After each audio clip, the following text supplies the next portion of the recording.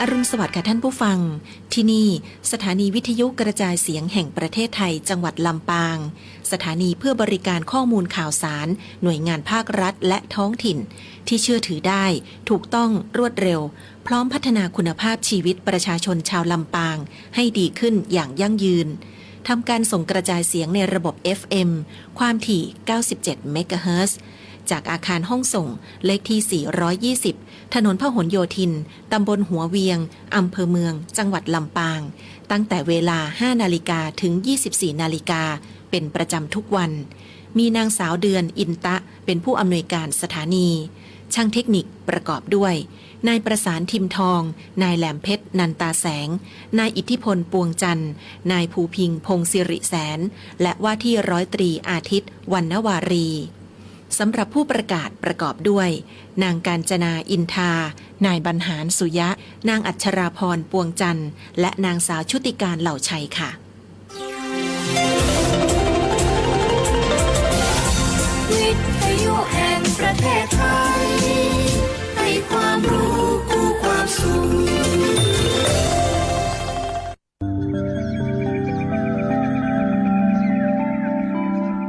สถานีวิทยุกระจายเสียงแห่งประเทศไทยจังหวัดลำปาง FM 97 เมกะเฮิรตซ์เสนอรายการ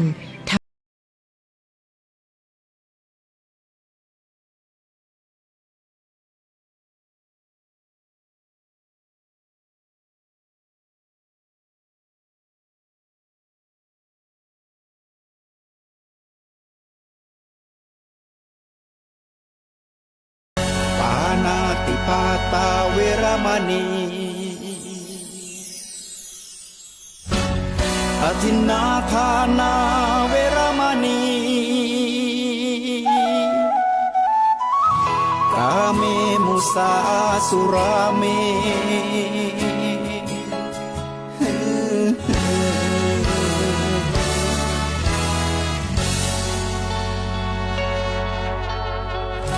ศีลคือข้อห้ามธรรมคือข้อให้พุทธองค์ตรัสไว้ชี้ทางใจให้ภาคเพียรเบญจศีลเบญจธรรมท่องจำสมัยเราเป็นนักเรียนธรรมะไม่เคยแปลเปลี่ยนแต่เรายังจำได้มาทวงคำมันหมู่บ้านศีลห้าถือเป็นพันธะชาวพุทธทุกคนทั่วไทยสำนักพุทธขับเคลื่อนธรรมจุดเทียนสว่างที่กลางหัวใจสังคมจะร่มเย็นได้ศีลธรรมในใจต้องมีเบญจศีลว่ายังไงไหนลองท่องมาข้อหนึ่งห้ามฆ่าสัตว์ข้อสองห้ามลักทรัพย์ข้อสามห้ามประพฤติผิดในกามข้อสี่ห้ามพูดเท็จข้อห้าห้ามดื่มสุราแล้วเบญจะทำทั้งห้าว่าอย่างไรไหนบอกชัดๆอีกทีข้อหนึ่งเมตตากรุณาข้อสองสัมมาอาชีพข้อสามกามัสสังวรข้อสี่ต้องมีสัจจะข้อห้าสติสัมปชัญญะศีลห้าข้อทำห้าข้อทำใจทำได้สักข้อหรือยังมีศีลสุขล้ำมีธรรมสุขใจน้องชายสักข้อต้องสยามมีศีลสุขล้ำมีธรรมสุขใจขอถวายความนอบน้อมต่อองค์พระรัตนตรัยอันมีพระพุทธเจ้าพระธรรมเจ้า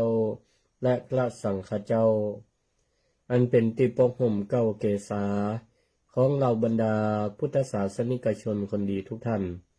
ขอถวายความเคารพมายังพระมหาเถระพระเถรานุเถระครูบาอาจารย์เจ้าจุตนจุองค์ขอเจริญพรมายังพุทธศาสนิกชนคนดีทุกท่านที่ฟังรายการธรรมะยามเจ้าโดยคลื่นสถานีวิทยุ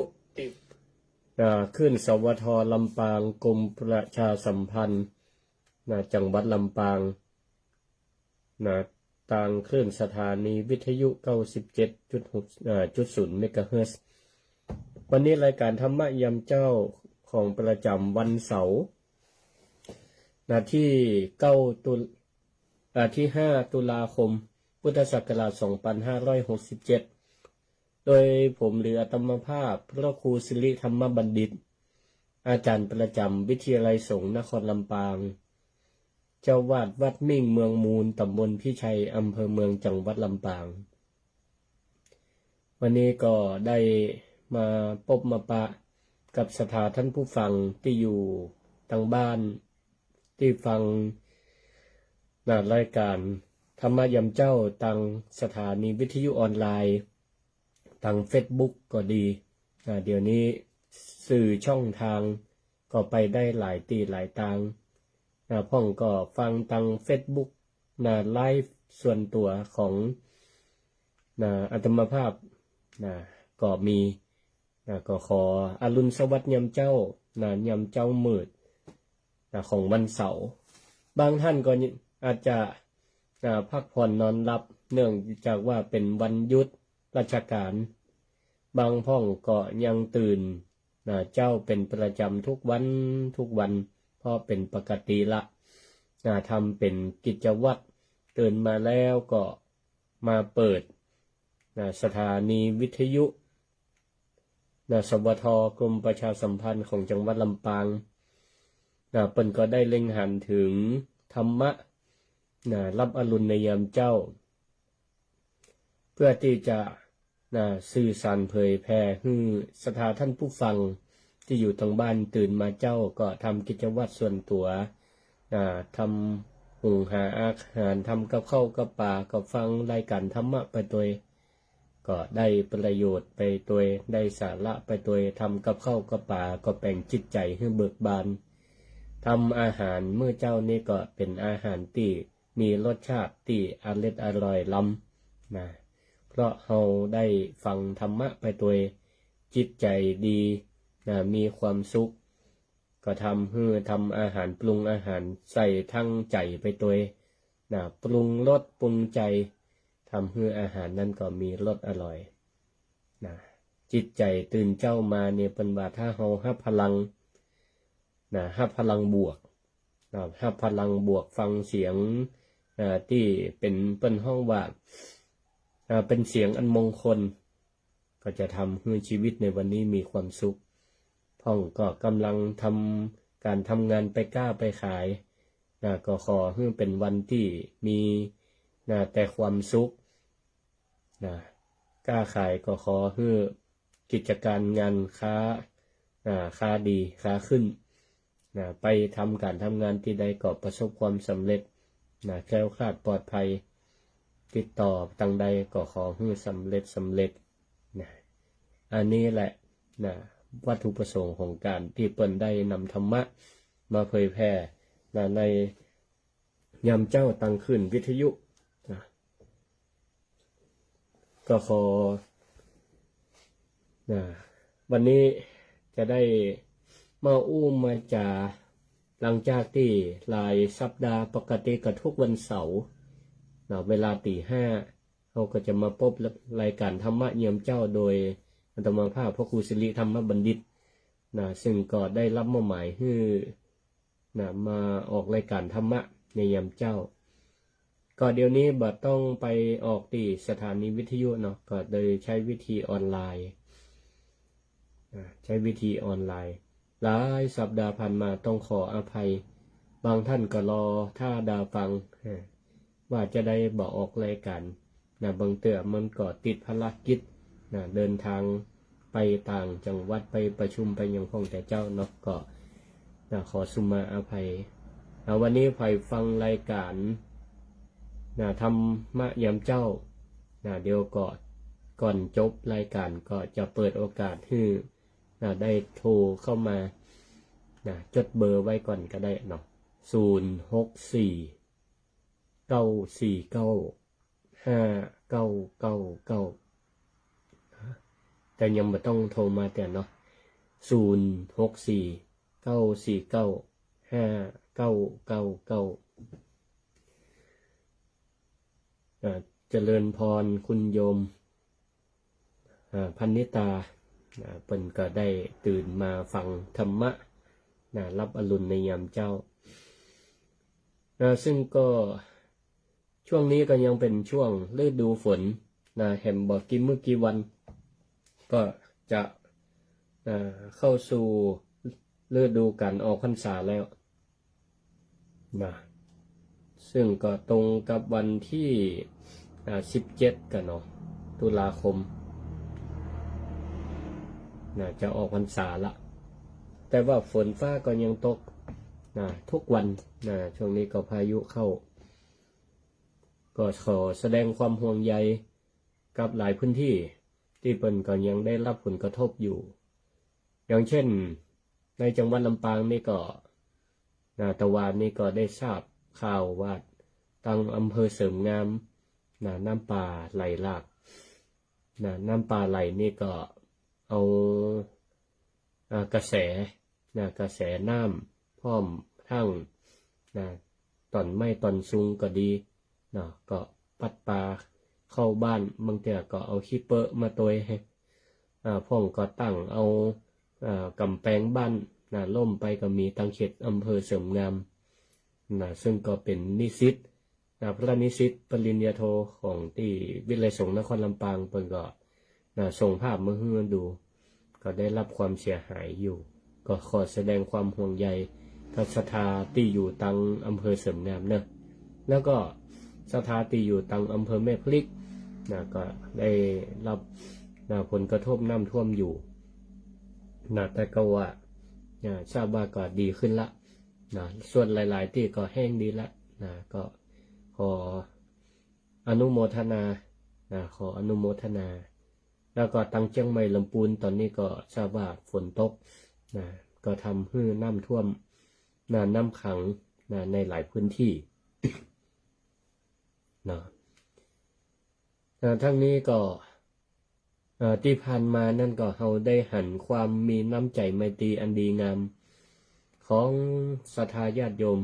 พุทธศาสนิกชนทุกหนทุกแห่งในประเทศไทยและต่างประเทศที่เพิ่นได้หันถึงผลกระทบอันเกิดจากอุทกภัยเนาะก็ได้ช่วยเหลือกันพ้องก็บัดได้มารวบรวมเข้าของสิ่งของเครื่องใช้หรือบางพ้องก็อาศัยช่องทางต่างสื่อมวลชนต่างๆสถานีวิทยุโทรทัศน์เปิ้นก็เป็นศูนย์ประชาสัมพันธ์ศูนย์กลางในการรับบริจาคเข้าสิ่งของทั้งหลายเข้าของเครื่องใช้อาหารก็ได้นำของไปแจกจ่ายให้กับศรัทธาญาติโยมที่เปิ้นได้รับผลกระทบอันนี้ถือว่าเป็นบุคคลที่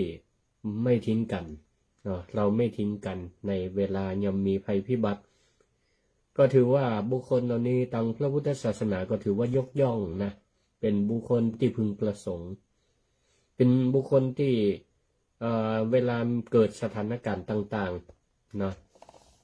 เกิดสถานการณ์ต่างๆที่มันเกิดขึ้นบางทีสถานการณ์นั้นมันก็บ่เหมือนกันแต่เวลาที่มันเกิดสถานการณ์ขับขันบ่ว่าจะเป็นภัยธรรมชาติหรือว่าภัยต่างๆหรือปัญหาตั้งใจอย่างต่างๆเขาก็ต้องคนเฮาเนี่ยเวลาถึงความตุกข์ใจมีภัยหรืออย่างต่างๆเขาก็จะมีความกลัวหรือบางคนเป็นคนกล้าหาญแต่ในใจลึกๆมันก็ต้องการเปื่อนต้องการกู้ ที่มาอยู่ตัวจะได้อุ่นอกอุ่นใจมาช่วยแก้ปัญหานะก็แล้วแต่สถานการณ์นะก็แล้วแต่สถานการณ์วันนี้บ้านเมืองของเราเนาะก็ได้รับปัญหาเรื่องเกี่ยวกับน้ำมวลน้ำเราก็ต้องการคนที่เปิ่นมีกำลังบังชามีอุปกรณ์มีเครื่องมือหน่วยงานองค์กรทั้งภาครัฐหรือเอกชนก็ดีที่เปิ่นมีเครื่องสูบน้ำระบายน้ำก็ดีกองกำลังทหารกองพลกองกำลังต่างๆที่มาช่วยคนเข้าคนของขึ้นสู่ที่สูงแม้แต่วัดวาอารามก็บางเทื่อก็เป็นที่พึ่งในยามคับขันเหมือนกันก็หันหลายวัดหลายวาที่เปิ้นอยู่ในชุมชนที่ประสบอุทกภัยพอเวลาน้ำมาเนี่ยเปิ้นก็ป้ากันนะแม้แต่พระสงฆ์องค์เนนเปิ้นก็บ่ได้คำนึงถึงพระวินัยความเคร่งครัดทางพระวินัยอะไรยังก็เอาแหงไปช่วยเอาพระสงฆ์องค์เนนพระหลูกวัดไปช่วยคนของขึ้นสู่ที่สูงเพราะบางเตื่อบางทีศรัทธาหลายบานไหลจองศรัทธาญาติโยมทั้งหลายเป็นศรัทธาเป็นสังคมเดียวบ้านแต่ละบ้านก็มีแต่ผู้สูงวัยลูกหลานตันเต้าก็ป้ากันไปทำการทำงานอยู่ต่างจังหวัดอยู่ใกล้ที่ทำงานละคนเฒ่าคนแก่อยู่กับบ้านกับจองบางเทื่อก็บอกมีห่ำมีแหงเอาไหนบ่ตันไหนเวลาฝนตกนักน้ำน้องก็ต้องอาศัยคนทั้งหลายมาช่วยกันหรือบางเทื่อเกิดเหตุการณ์แล้วบ้านใดหลังใดวัดใดที่เปิ่นปลอดภัยเปิ่นก็บ่ทิ้งกันก็นำสิ่งของทั้งหลายเป็นศูนย์กระจายสิ่งของก็ดีเป็นศูนย์ทำกับข้าวกับป่าไปช่วยกันอย่างเงี้ยก็นี่แหละเปิ้นว่าถึงเวลาที่เฮาขับขันเฮาก็ต้องการคนมาอยู่ตัวมาช่วยเหลือตัวบางเทื่อได้หันหน้าหันตาก็อุ่นอกอุ่นใจละอันนี้แหละบุคคลที่เฮาต้องการเป็นบุคคลที่พึงประสงค์ต่างพระพุทธศาสนาก็ยกย่องอย่างนี้เป็นต้นน้ำบ่ไหลเฮาก็เอิ้นหาไผใจน้ำประปาของชุมชนก็เอิ้นหาช่างมาช่วยแก้ปัญหาไฟบ่ออกไฟดับก็แจ้งตังไฟฟ้าก็ดีตังช่างก็ดีมาช่วยแก้พอเปิ้นซ่อมแล้วก็แล้วไปก็เสร็จไปบางเทื่อถ้าบ่เกินเหตุขัดข้องเรานี่เฮาก็บ่ได้นึกถึงกันนะก็บ่ได้นึกถึงกันมันก็แล้วแต่สถานการณ์ก็แล้วแต่สถานการณ์ที่เขาต้องการหรือบางเทื่อยามเขาอยู่ดีมีสุขเขาก็บ่ได้คำนึงนึกถึงผู้ที่จะมาช่วยเหลือแต่ถ้าอยู่ถึงเวลายามที่เขาได้สูญเสียก็ดีอย่างเช่นการสูญเสียไปสักคนในบ้านในจองเขาก็อาจจะนึกถึงผู้ที่เกี่ยวข้องการเป็นการตายก็นึกถึงตังล้านนานี่ก็นึกถึงอาจารย์วัดศาสนาพิธีกรนึกถึงวัดนึกถึงว่าอย่างอีเป็นต้นก็ทั้งหมดทั้งมวลคนเกี่ยวข้องเป็นกับบัดละเพราะความมีน้ำใจไมตรีที่เป็นปลูกฝังจิตกันมาเมินของคนล้านนาของคนไทยของคนเฮาเจ้าพุทธเพราะทั้งนี้ก็ได้รับกรรมเก่าทางด้านธรรมะคำสอนจากพ่อจากแม่บรรพบุรุษจากพี่จากน้องจากเปื่อนเพิ่นก็ได้ถ่ายทอดสอนต่อกันมาบางทีก็บ่ได้สอนต่อโดยตรงเพิ่นก็ทำให้ดูอยู่ให้เห็นทำให้ได้ลมเย็นเป็นตัวอย่างอย่างนี้เป็นต้นแล้วก็เหตุการณ์ถ้าเราได้รับความช่วยเหลือในยามขับขันนี่เขาจะจำเขาจะจำคนที่ช่วยเหลือเราได้ดี นะหรือแม้แต่ไผบ่ได้ช่วยเหลือยามคับขันเนี่ยนะไผบ่ได้ช่วยเหลือทอดทุละแล้วก็ละเฮาไปมันก็ทำให้จำอยู่เหมือนกันแต่อยากจะให้จำคนที่เปิ้นได้ทำดีกับเฮานี่ถือว่าเป็นสิ่งสำคัญเนาะทำดีกับเฮาเนี่ยให้จำคุณงามความดีของเปิ้นเอาไว้ถึงเวลามีโอกาสตอบแทนเฮาก็ตอบแทนคนที่ทำความดีกับเฮาก่อนเปิ้นฮ้องว่าบุพการีบุพแปลว่าก่อนกาลีแปลว่าผู้ทำผู้ทำความดีให้เราก่อนจะเป็นภัยก็ได้หรือเราเองก็สามารถเป็นบุพการีต่อคนอื่นก่อนก็ได้บ่ต้องรอให้ไผมาเป็นบุพการีต่อเฮาสามารถเป็นบุพการีต่อคนอื่นก่อนก็ได้โดยได้คำหนึ่งว่าเปิ้นเคยทำความดีกับเฮาก่อนหรือไม่ด้วยอาจจะเป็นสัญชาตญาณความเป็นเจ้าพุทธด้วยความที่เฮาได้รับ การศึกษาหรือปฏิบัติธรรมมาเฮาก็แสดงออกโดยอัตโนมัติช่วยเหลือกันไปบ่ว่าสถานการณ์ไหนๆก็ตามเฮาก็ช่วยเหลือเกื้อกูลเปิ้นไปอย่างนี้เนาะก็หันในโลกโซเชียลช่วงนี้ประกาศบอกกันอยู่อย่างหนึ่งว่าถ้าเปิ้นบ่มีบัตรมีการ์ดเจิญก็บ่ต้องไปเพราะบางเทื่อก็จะทำให้เจ้าภาพเป็นลำบากใจเปิ้นเมื่อมีบัตรมีการ์ดมีอย่างก็บ่ต้องไปแต่มันมีอยู่งานหนึ่งท่านผู้ฟังทั้งหลายเปิ้นบ่มีบัตรบ่มีการ์ดเจิญแต่เฮาไปแล้วเนี่ยควรไปหรือไปแล้วเนี่ยเจ้าภาพจะบ่ตำหนิจะบ่ว่าเลย แต่ถ้าเป็นงานอื่นเปิ้นพิมพ์บัตรพิมพ์การ์ดเจิญแต่ผู้บ่ได้รับเจิญแต่มานี่อาจจะมีการดราม่าให้เนาะเจ้าภาพก็อาจจะตำหนิในใจโอ้เฮาบ่เจิญเปิ้นยังมาอยู่กะเฮียแต่มันมีอยู่งานหนึ่งท่านผู้ฟังทั้งหลายบ่จำเป็นต้องมีบัตรมีการ์ดขอเพียงฮู้ข่าว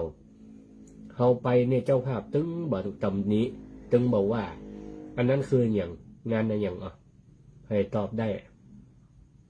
นั่นก็คืองานสูญเสียงานศพงานสูญเสียถ้าคนที่เฮาฮู้จักท่านทั้งหลาย คนที่เฮาฮู้จักมาคุ้นกันเนี่ยได้อู้จาได้ทำงานร่วมกันจะเป็นญาติบ่เป็นญาติก็ตามถ้าเปิ้นได้สูญเสียบุคคลนั้นเป็นที่ฮักหรือตัวเปิ้นไผก็ตามเนี่ยได้สูญเสียไปถ้าเฮาไปแสดงออก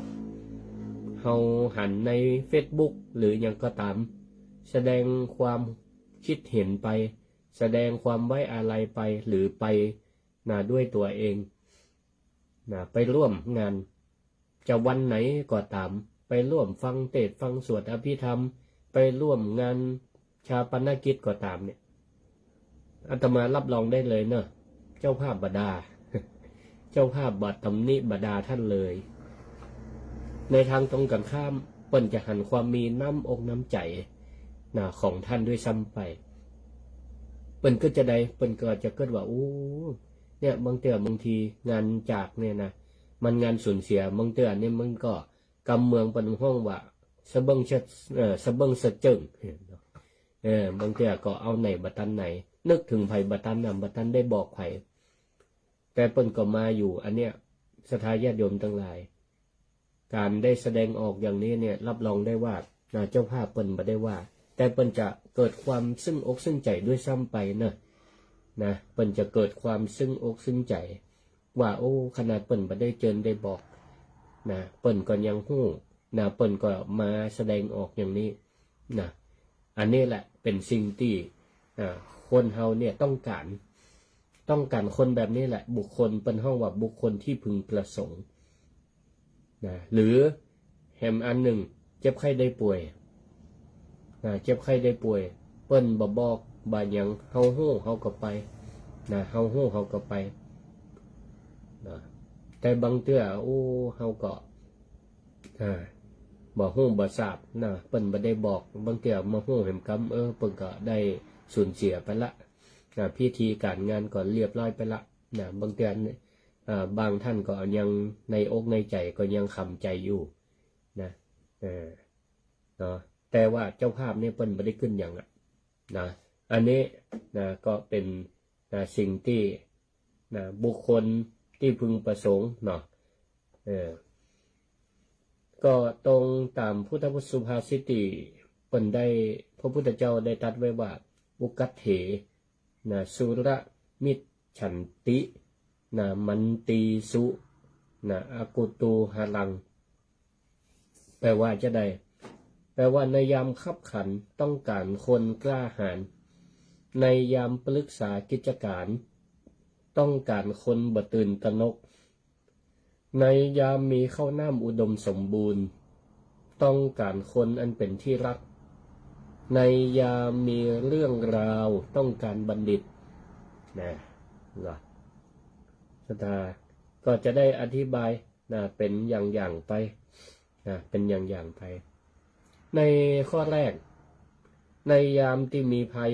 หรือวิกฤตการณ์เขาก็อยากได้คนกล้าก็เหมือนกับณสถานการณ์เวลานี้นะในยามที่เกิดภัยธรรมชาติตอนนี้เขากำลังต่อสู้กับภัยธรรมชาตินะเขาบ่ได้ต่อสู้กับข้าศึกศัตรูตั้งใดบ่เหมือนกับในสมัยอดีตการเก่าก่อนในสมัยประวัติศาสตร์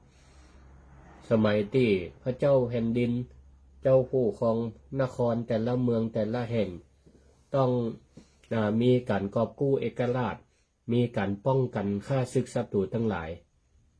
นะอย่างเช่นในสมัยประวัติศาสตร์ของไทยเฮาก็มีพระเจ้าแผ่นดินตีกอบกู้เอกราชหลายพระองค์มีสมเด็จพระนเรศวรเป็นต้นเป็นต้นแต่ในภาวะสมัยปัจจุบันสถานการณ์ปัจจุบันเปิ้นบ่มีละแต่ละประเทศก็เป็นเอกราชบ่ขึ้นตรงต่อไทยก็มามีข้าศึกศัตรูทั้งหลายเปิ้นเมื่อมีการรบกันละแย่งชิงอำนาจแย่งชิงประเทศกันนี่นะก็อาจจะมีบางที่มีข้อพิพาทกันเป็นต้นแต่ของไทยเฮานี่ก็โชคดีถึงแม้ว่าเฮาบ่มีการไปรบไปสู้กับข้าศึกตั้งนอกแต่ว่าเฮากำลังรบกับภัยธรรมชาติอยู่ตอนนี้นะภัยธรรมชาติอุทกกับภัยหน้าฝนก็น้ำท่วมหน้าหนาวก็ภัยหนาวหน้าแล้งก็ PM อันนี้เนี่ยเป็นข้าศึกเป็นข้าศึกมาโจมตีเฮาเป็นข้าศึกแบบมาแบบธรรมชาติอันนี้ก็บางเทื่อนี่ถ้าเปรียบเทียบกับข้าศึกเป็นทหารนักรบนี่มันก็อาจจะรุนแรงกว่าด้วยซ้ำไปเพราะบ่คาดเดาฮู้ได้ว่าจะมาเวลาใดจะมานักน้อยแค่ไหนโดยเฉพาะอย่างเนี่ยหน้าฝนเนี่ยเนาะน้ำป่าเฮาก็บ่ฮู้มันจะลงมายามใดแต่ทั้งนี้มันก็ขึ้นอยู่กับเหตุปัจจัยเฮาก็ได้บทเรียนหลายอย่างเนาะว่าน้ำป่าไหลหลากเนี่ยบางเทื่อเอาต่อนเอาสูงลงจากป่าจากดอยมาตัวได้บทเรียนว่าต่อไปเฮาบ่ควรตัดไม้ทำลายป่าเนาะปลูกก็ไม่นักแล้วก็ อย่างหน้าแล้ง PM หน้าห้อนเนี่ยลำปางนี่ก็สูงค่าสูงพอสมควรแต่ละปีนี่นะเฮาก็จะต้องในโอกาสต่อไปก็ต้องเตรียมสถานการณ์ให้ดีทำการป้องกันจะมีวิธีใดมันก็บ่ป้นไปจากต้นไม้นะบอกว่าจะหน้าไหนก็ตามศรัทธาญาติโยมทั้งหลายหน้าฝนเฮาก็ต้องอาศัยต้นไม้คอยประคับประคองแรงกระแสของแม่น้ำของน้ำที่มันลงจากที่สูงลงสู่ที่ต่ำหน้าแล้งก็เหมือนกันก็ต้องอาศัยก็ไม่นัก คอยกรองอากาศของกองฝุ่นเวลามาสู่บ้านสู่จองของศรัทธาญาติโยมมันก็จะได้บางเบาลงก็เปลี่ยนค่า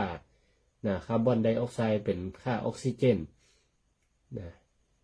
หน้าหนาวก็เหมือนกันก็ไม่นักก็คอยบังลมบังลมเมื่อฮืออากาศมันหนาวจนเกินไปนี่ศรัทธาญาติโยมทั้งหลายในยามมีภัยในยามวิกฤตข้อแรกเราก็ต้องการคนกล้าที่จะมาช่วยเวลาน้ำท่วมอย่างนี้เขาก็นึกถึงคนกล้าผู้นำชุมชนบางห้องก็ได้หันหน้าผู้นำชุมชนก็อุ่นอกอุ่นใจผู้ใหญ่บ้านประธานชุมชนหรือขยายออกไปกำนันตำบลนายกอบตนายกเทศบาลในอำเภอผู้ว่ารัฐมนตรีนายกรัฐมนตรีเขาก็ต้องการผู้นำทั้งหลายเหล่านี้ได้เข้ามาช่วยเหลือมาแก้ไขปัญหาในยามที่มีภัยธรรมชาติก็เพื่อมาช่วยกันมาช่วยกันพ่องก็ลงพื้นที่ไปช่วยเอาเครื่องมือไปช่วยคนขี้เปอะขี้ปงช่วยล่างบ้านล่างจองคือเจ้าบ้านเปิ้นก็ดีอกดีใจดีอกดีใจพอเสร็จจากภัยธรรมชาติเราก็ต้องการผู้นำประเทศคอยแก้ไขปัญหาเศรษฐกิจแก้ไขปัญหาเศรษฐกิจก็ทราบว่าช่วงนี้เฟสแรกทุกคนบางพ่องก็ได้รับการช่วยเหลือรับการกระตุ้นจากรัฐบาลก็ขอแสดงความยินดีกับทุกท่านเมื่อได้แล้วต้องได้รับการช่วยเหลือ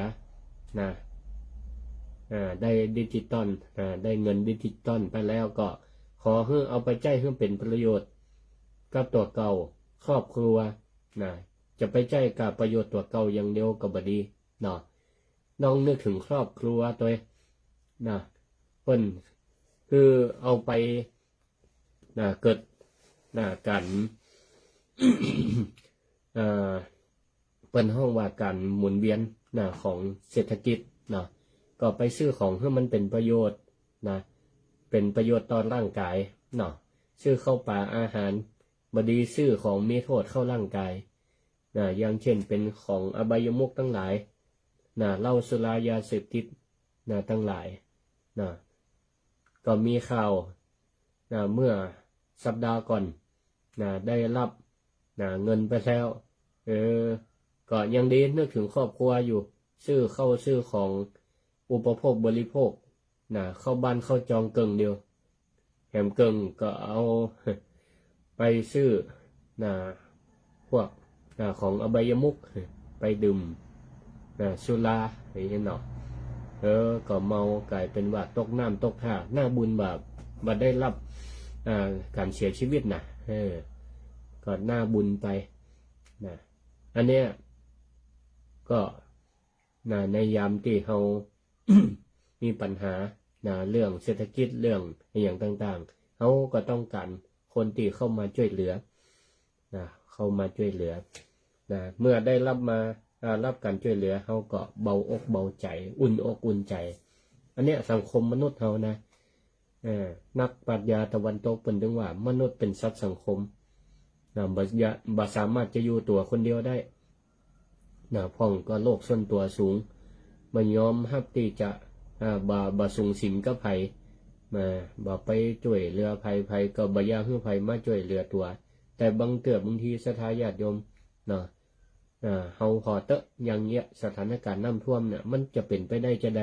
บ่ยอมขอความช่วยเหลือคนอื่นเหมือนกับสถานการณ์ปกติบ่สูงสิงกับไผจะเป็นไปได้จะใดน้ำท่วมเข้าบ้านบ่สามารถจะหุงหาอาหารอยู่ตามปกติได้เปิ้นตัดน้ำตัดไฟจะอยู่จะใดเปิ้นเมื่อเปิ้นส่วนงานหน่วยงานวัดวาอารามเอาน้ำไปแจกถ้าเขาจะปฏิเสธแล้วเขาจะอยู่จะใดขออภัยเนอะ บางเทื่อก็มีหวัดมีไอติดมาตัวช่วงนี้มันก็หน้าฟ้าหน้าฝนเนาะต่อไปข้อที่2นะในยามที่มีเรื่องปรึกษาหารือกันเฮาบ่ต้องการคนที่เป็นคนขี้ตื่นนะ ตื่นตระหนกตกใจล่ำไปคนไทยเปิ้นใช้สำนวนว่ากระต่ายตื่นตูมคนจีอีนี่เวลาสถานการณ์ขับขันนี่บ่ดีไปปรึกษานะ เปิ้นว่าต้องเอาคนที่มีสติสุขุมนะบ่กระต่ายตื่นตูมบ่ฟูมไฟบ่กระตกกระตากปลาฮือ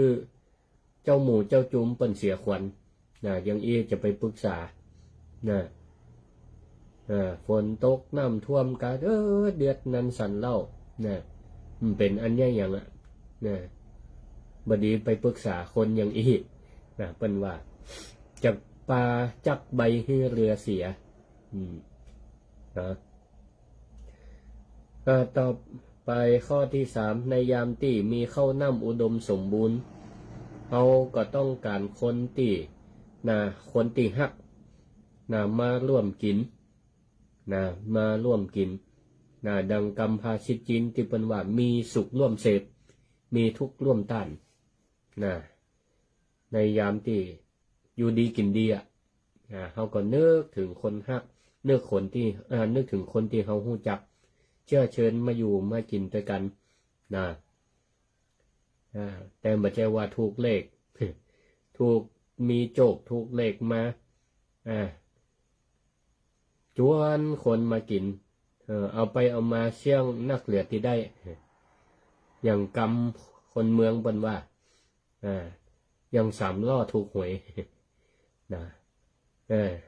ต่อไปข้อที่4ในยามที่เกิดเรื่องราวลึกซึ้งมีข้อขัดข้องทางความคิดเขาก็อยากได้บัณฑิตที่มีสติมีปัญญามาแนะนำก็หมายถึงว่าเวลาเขามีปัญหาชีวิตมีปัญหาอุปสรรคอย่างเกิดคนเดียวเกิดต่อใดมันก็ติดก็ตันแก้ปัญหาบ่ได้เขาก็อยากมีไผที่มีความรู้มีประสบการณ์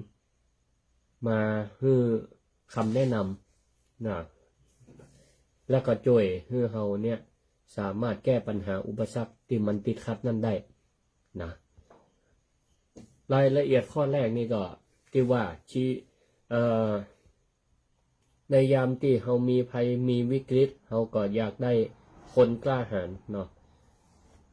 มาช่วยแก้ปัญหาคือชีวิตของคนเขาเนี่ยมันก็ต้องมีวิกฤตมีความขับขันอยู่พ่องละมันนักก็น้อยแต่ละท่านแต่ละคนอาจจะมีประสบการณ์ที่แตกต่างกันไปมีปัญหาที่แตกต่างกันไปแม้แต่ประเทศชาติของเขาก็เหมือนกันก็อย่างที่ได้นำเสนอไปเบื้องต้นว่ามันต่างกันกับสมัยตะก่อนนี่ก็บ้านเมืองก็นึกถึงเรื่องการกอบกู้เอกราชบ่ไปแผ่บ่ไปขยายอำนาจก็ป้องกันอาณาเขตของตัวเก่าป้องกันการคุกคามแต่ปัจจุบันนี้มันบ่มีละแต่สมัยตะก่อนเขาก็ต้องอาศัยคนกล้าหาญเป็นผู้นำ ตะก่อนนี่เปิ้นเอาไผมาเป็นผู้นำนี่เปิ้นดูความแข็งแกร่งความแข็งแรงความเก่งกาจก็คือมีวิชามีความรู้สามารถป้องกันคนได้อย่างคนที่เป็นต้องการคนเป็นกู้เป็นกิมสมัยก่อนนี่ก็ไม่ยิงเปิดก็ต้องการปัจจัยที่เป็นคนเข้มแข็งแข็งแรงสามารถเป็นช้างเท้าหน้าได้นำปลาในเวลาที่เป็นว่ามีสุขร่วมเสพมีทุกข์ร่วมต้านเวลามีปัญหาก็สามารถอยู่ตั้งหน้ารับภัยแต่ป้องกันตัวเขาได้เนี่ยอย่างนี้เป็นต้นมาใจว่าเวลามีปัญหาหนีก่อน หนีก่อนอันนี้ก็บ่เป็นผู้กล้าบ่เป็นผู้นำที่ดี แม้แต่พระพุทธเจ้าพระองค์มาเป็นพระบรมศาสดาเป็นผู้นำทางพระพุทธศาสนาของเฮาก็เหมือนกันพระองค์ก็เป็นพระพุทธเจ้าเป็นบุคคลผู้กล้าหาญชันชัยศรัทธาญาติโยมทั้งหลายก่อนที่จะมีพระพุทธศาสนามีลัทธิผีลัทธิพราหมณ์หลายๆลัทธิหลายๆศาสนาพระพุทธองค์ก็เป็นบุคคลผู้กล้าที่จะเปิดเผย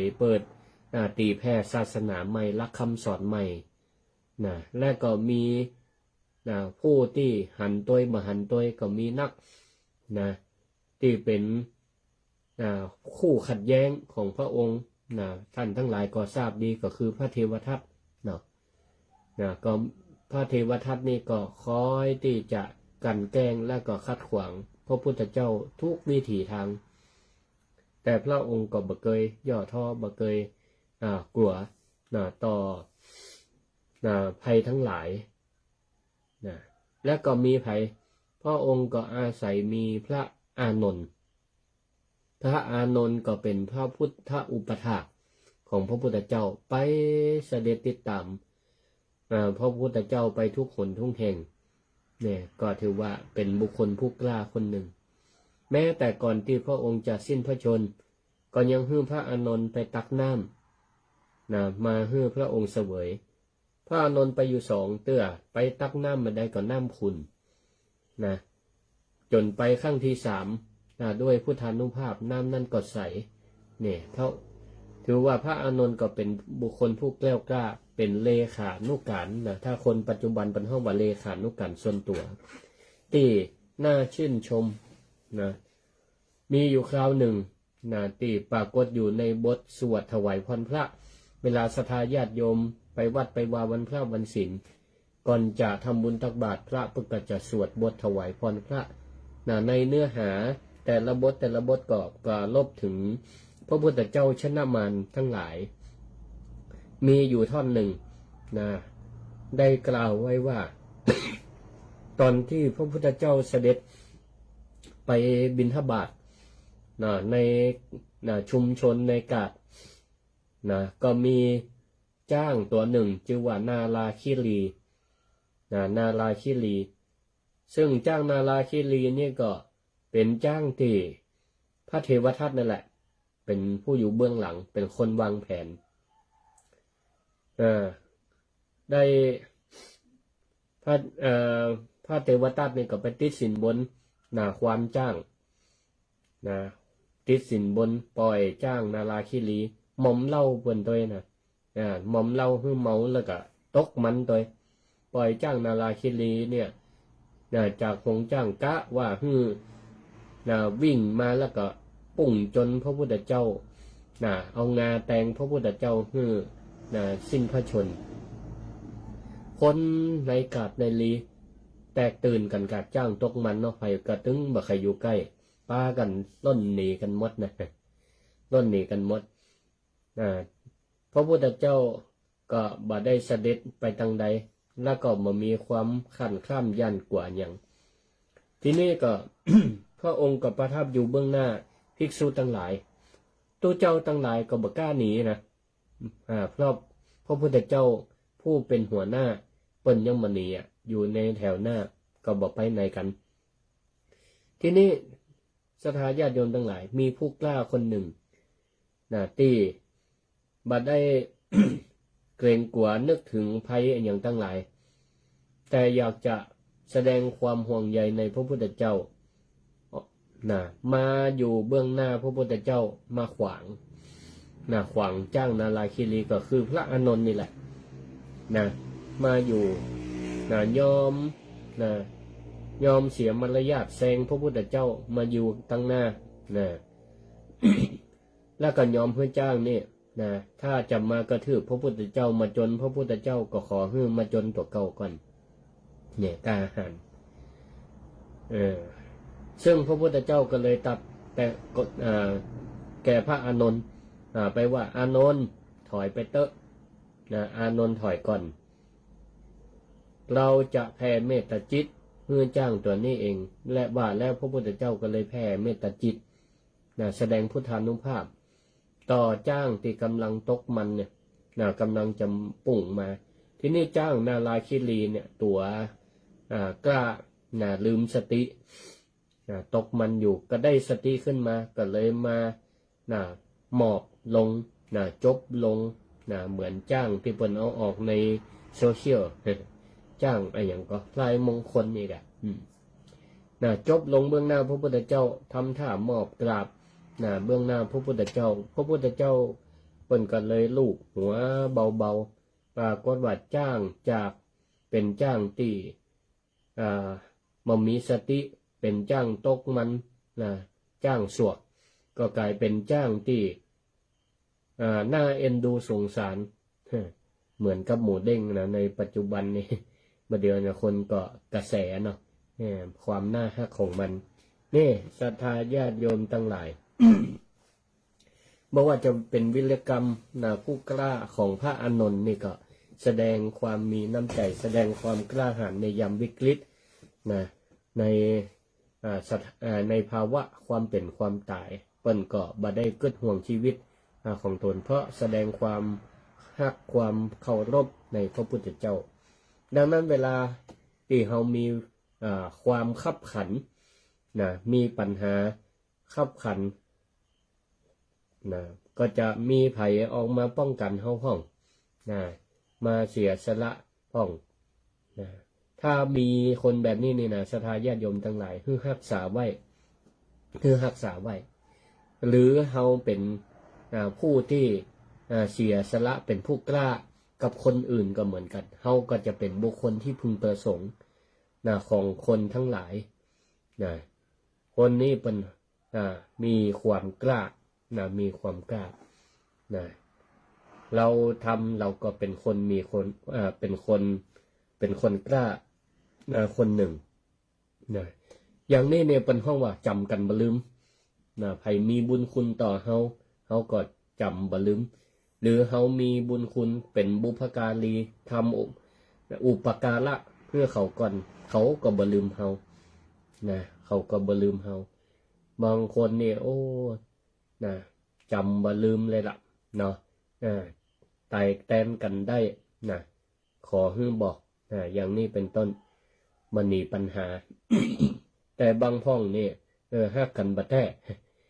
ตอนภาวะปกติก็บอกว่าฮักว่าแต่พอเวลาขับขันหนีก่อนเปื้อนหนีก่อนเปื้อนอย่างอีนี่ก็คนก็จำบ่ลืมเหมือนกันเขาก็จำบ่ลืมเหมือนกันขึ้นเหือไปตัวกันเหือจะล่มหนีก่อนแทนที่จะช่วยกันเอาน้ำออกกาป้องกันกะอย่างนี้เป็นต้นเปิ้นเอาปืนมาจี้ ขโมยเอาปืนมาจี้ล่นก่อนเอาตัวรอดก่อนอย่างนี้นี่ก็คนก็จำบ่ลืมเหมือนกันแต่เวลา ใครสักคนหนึ่งถึงเวลาตกอับก็ดีตีบตันมีปัญหาอุปสรรคเฮาบ่ทิ้งกันมาช่วยเหลือกันน้ำท่วมเฮาก็ไปช่วยเหลือกันก็ทำเพื่อคนบ่ลืมเหมือนกันอย่างนี้ส่วนแหมข้อหนึ่งก็คือในยามที่ปรึกษากิจการงานราชการก็ดีงานกิจการธุระส่วนตัวก็ดีเฮาก็ต้องการคนที่บ่แตกตื่นบ่เป็นคนที่ตกอกตกใจไปก่อนเรื่องน้อยบ่ได้ก็ไปขยายความไปเป่าประกาศเป็นเรื่องนักเรื่องใหญ่เนี่ยเฮือคนคอยตกอกตกใจไปตัว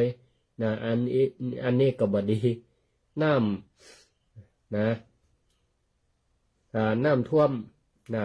น้ำท่วมน้อยเดียวบ่ได้พองก่อนน้ำหมอกอันท่วมหัวเข้านิ่มได้เขาหาว่าน้ำท่วมหัวเหี้ยไปขยายความเนี่ยเฮือคนเปิ่นตกอกตกใจคอยกลัวไปตัวยังอีก็บ่ดีเนาะศรัทธาญาติโยมทั้งหลายก็ถ้าบ่ฮู้แต่เฮาก็บ่ต้องไปอู้หยังนัก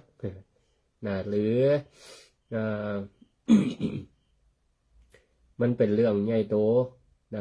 เฮาก็พยายามควบคุมอารมณ์สติ ควบคุมสติเปิ้นมีความกลัวอยู่แล้วเขาจะไปเพิ่มความกลัวให้เปิ้นบดีไปเพิ่มความกลัวให้เปิ้นเขาก็เพื่อระวังคนสองประเภทเปิ้นว่าประเภทที่หนึ่งอย่าไปเปิดเผยหรือปรึกษาคนที่คิดตื่นตระหนกตกใจล่ำไปเป็นห้องว่าคนนกตื่นหรือเป็นคนกระต่ายตื่นตูมบ่มีอย่างไล่แรงบ่จำเป็นต้องไปบอกถ้าบอกแล้วเนี่ยจะทำให้ตกอกตกใจเสียใจหมดกำลังใจกลายเป็นเนี่ยคือจิตใจคนนี่ย่ำแย่ลงไปแหมเปิ่นเจ็บน้อยเดียวมาได้มาหันโอ้ตกอกตกใจให้ฟูมไฟมามีละก็เนี่ยคือเจ้าของเปิ่นใจเสียไปตัวอย่างอีเนี่ยเปิ่นว่าบดีไปเปิดเผยหรือปรึกษาคนที่เป็นคนที่ตกอกตกใจคนประเภทที่สองคนที่ห้ามไปเลยเปิ่นว่าบดีไปบอกบดีเอาความลับไปบอกกับคนที่เปิ่นห้องว่าคนบ่เก็บความลับคนเก็บความลับไปอยู่บางทีเนี่ยเขามีเรื่องทุกข์ห้อนใจเป็นเรื่องที่อาจจะเป็นปัญหาส่วนตัวและก็เปิดเผยนักก็เกิดความเหนียมอายก็บดีไปบอกคนประเภทนี้ถ้าคนประเภทนี้หู้นี่แล้วก็เอาละคันปากยุบยิบตัวนี่หายนี่เนอะเฮียมันบอกนี่หายนี่สกรรมบางเตี่ยนี่หายกาบก็มีอย่างเนี่ยก็ปลาเพื่อคนอื่นเนี่ยหู้ความลับของมดหัวบ้านใต้บ้านหู้ความลับมดบางเตี่ยก็เกิดความเสียหายเกิดความอับอายได้เพราะฉะนั้นในเวลาที่เขาจะปรึกษาก็ต้องปรึกษาคนที่เปิ้นบ่นัก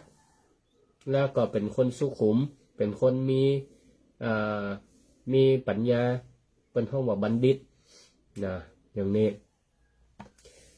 ส่วนต่อมาข้อที่สามในยามที่มีข้าวน้ำอุดมสมบูรณ์เฮาก็ต้องการคนเป็นที่ฮักหมายความว่าเวลาที่เฮาได้ดีมีสุขยามเฮาทุกข์เฮายังกึดถึงใครได้คนอื่นมาช่วยเวลาเฮาประสบความสำเร็จก็ขอให้นึกถึงคนที่ช่วยเหลือเฮาคนฮักเฮาคนที่อยู่ด้วยเฮาบ่ว่าจะเป็นพ่อแม่ ญาติพี่น้องสามีภรรยาลูกเต้าที่ได้ให้นึกถึงตอนที่ได้ช่วยเหลือเกื้อกูลกันเวลาอยู่ดีมีสุขจะไปลืมกัน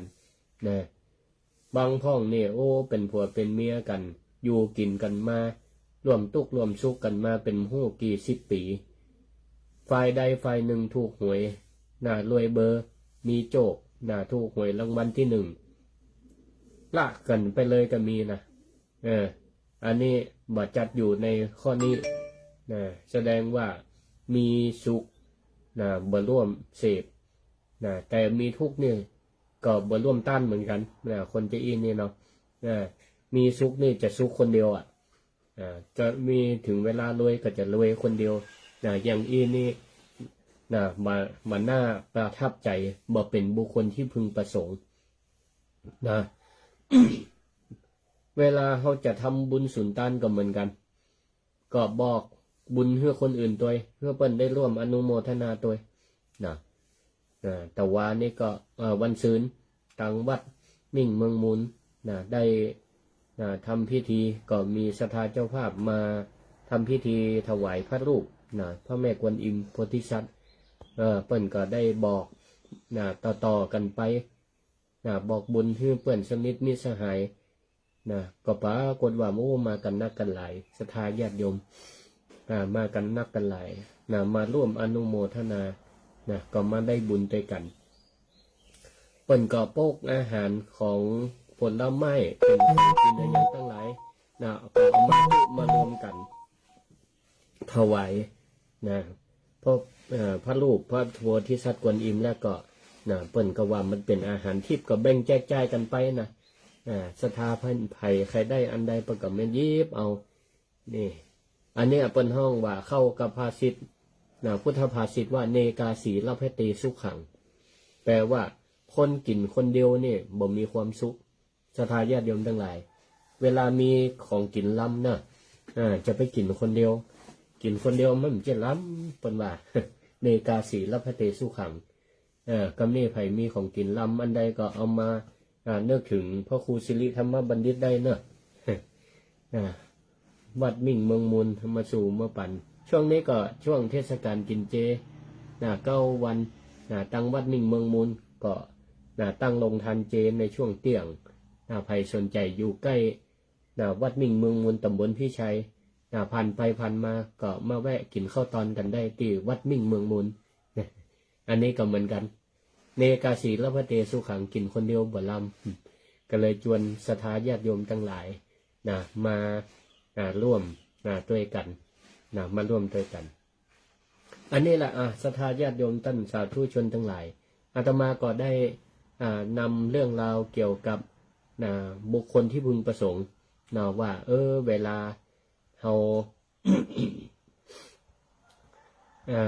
เกิดเหตุการณ์4 อย่างเวลา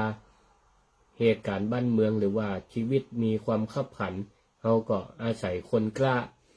คนผู้นำในครอบครัวก็ดีผู้นำชุมชนประเทศชาติมาช่วยกันแก้เวลาเราจะปรึกษาการงานทั้งหลายเป็นว่าบดีปรึกษาคนที่ตื่นตระหนกตกใจเกินไปในยามที่เข้าน้ำอุดมสมบูรณ์เราก็เฮือนึกถึงคนที่เป็นที่ฮักไว้ก่อนและก็ข้อสุดท้ายเวลาเกิดเรื่องราวลึกซึ้งเราก็ต้องการบัณฑิตคนมีสติมีปัญญาคอยมาชี้นำแนะนำถนทางหรือคนที่เปิ้นมีประสบการณ์มาก่อนเรื่องเดียวกันเปิ้นมีประสบการณ์ผ่านร้อนผ่านเย็นผ่านหนาวมาก่อนเราก็ไปปรึกษาเปิ้นบางทีเราก็จะได้แนวคิดดีๆแนวคิดดีๆเราบ่ได้สำคัญว่าเปิ้นจะเป็นไผขอแนมว่าเปิ้นเป็นผู้ที่มีความสุขุมมีสติมีปัญญาสามารถแนะนำชี้ทางสว่างเขาได้เขาก็พยายามเข้าหาอันนี้แหละบุคคล4 ประเภทเป็นคนที่เราควรแสวงหาเอาไว้เป็นบุคคลที่พึงประสงค์แล้วก็แถม5 นาทีที่เหลือนี้ก็ใครฟังอยู่ตั้งใดจะแนะนำรายการธรรมะยามเจ้าของสวทกรมประชาสัมพันธ์ลำปางก็โทรมาได้064-949-5999ก็มีศรัทธาหลายท่านที่ฟังตังเฟซบุ๊กไล่ของอาตมาภาคพานุวัฒน์แสนคำก็ดีฟังสวทลำปางก็ดีก็ขออนุโมทนาเจริญพรจ้าแม่จำเลียงเนาะเสียงคุ้นๆจำได้เจริญพรฟังอยู่เนาะฟังอกหม่นใจธรรมะยามเจ้าสาธุขอบคุณมากจะได้มีกำลังใจจะได้ซ้อหาธรรมะดีๆมานำเสนอต่อเนอะขอบคุณที่ติดตามรายการนะแม่จำเลียงอยู่ดีมีสุขสาธุขอบคุณสายแรกอันนี้ก็เป็นโทรมาประจำเลยจำเสียงได้แม่จำเลียงไปฟังตั้งใดก็โทรมาได้หรือมารายงานสถานการณ์ตั้งบ้านเป็นจะได้พ้องถ้าเหตุการณ์ปกติอยู่ดีมีสุขก็ขออนุโมทนาบางพ้องก็อยู่ไประแวงไปห่วงระดับน้ำระดับน้ำปีนี้รู้สึกว่าบ้านจองที่อยู่ใกล้ใกล้น้ำนี่ก็ต้องระมัดระวังเป็นกรณีพิเศษแล้วละก็เดี๋ยวใกล้เวลาหมดเดี๋ยวจะบัดตันได้ลวดลาศรัทธาญาติโยมทั้งหลายก็อยากฟังรายการธรรมะยามเจ้าโดยพระครูสิริธรรมบัณฑิตก็ฟังกันได้วันที่ตามวันเสาร์เวลา 5:00 ถึง 6:00 และก็วันอื่นๆก็มีครูบาอาจารย์รูปอื่นมาออกรายการเวลาตี 5 ถึง 6 โมงผ่านขึ้นสถานีวิทยุสบทกรมประชาสัมพันธ์จังหวัดลำปางขึ้นอย่างก็97.0 เมกะเฮิรตซ์ก็วันนี้อนุโมทนาขอบคุณศรัทธาญาติโยมทั้งหลายติดตามรับฟังบอกว่าจะเป็น Facebook ไลฟ์ส่วนตัวก็ดีขึ้นสวทก็ดีก็ขออนุโมทนาอยู่ที่ไหนทั้งใดก็ขอให้มีความสุขกายมีความสุขใจเจริญพรเจ้าแม่อย่างก็ชื่อแม่สุรีโชคหัวช้าง แม่สุรี โชคหัวช้าง บ้านโตหัวจ้างเนาะเจ้าฟังอยู่ฟังทุกวันล่ะฟังสถานีนี่ทุกวันเลยเจ้าโอ้สาธุดีละตื่นมาก็ฟังธรรมะขอโอ้อนุโมทนาขอให้เป็นวันที่มีความสุขความเจริญเนอะอยู่ดีมีเจ้าวันหนึ่งเมืองมูลเคยมาแล้วเนาะวันหนึ่งเมืองมูลมามันการส่งรีดสาธุวันที่3 เดือนหน้า3 พฤศจิกาตอดกฐินสามัคคีก็มาร่วมกันเนอะมีโอกาสก็เจิญสาธุอนุโมทนาอยู่ดีมีสุขเนอะสาธุอนุโมทนาเอาละขอลวดลาศรัทธาไว้เพียงเท่านี้ละก็ขอให้ทุกท่านเป็นผู้มีความสุขความเจริญเจริญในอายุวันนะสุขภละปฏิภาณธนสารสมบัติเจริญในหน้าที่การงานเจริญก้าวหน้าสมปรารถนาทุกท่านทุกคนเตือนรู้เร็วรู้จริงเกาะติดทุกสถานการณ์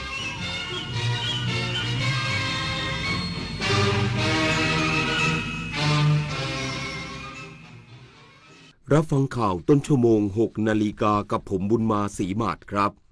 กระทรวงการพัฒนาสังคมและความมั่นคงของมนุษย์ขยายศูนย์พักพิงรองรับผู้ประสบภัยน้ำท่วมอีกสักครู่กลับมาติดตามรายละเอียดครับฝนตกดินโคลนถล่มต้องระวังหลัง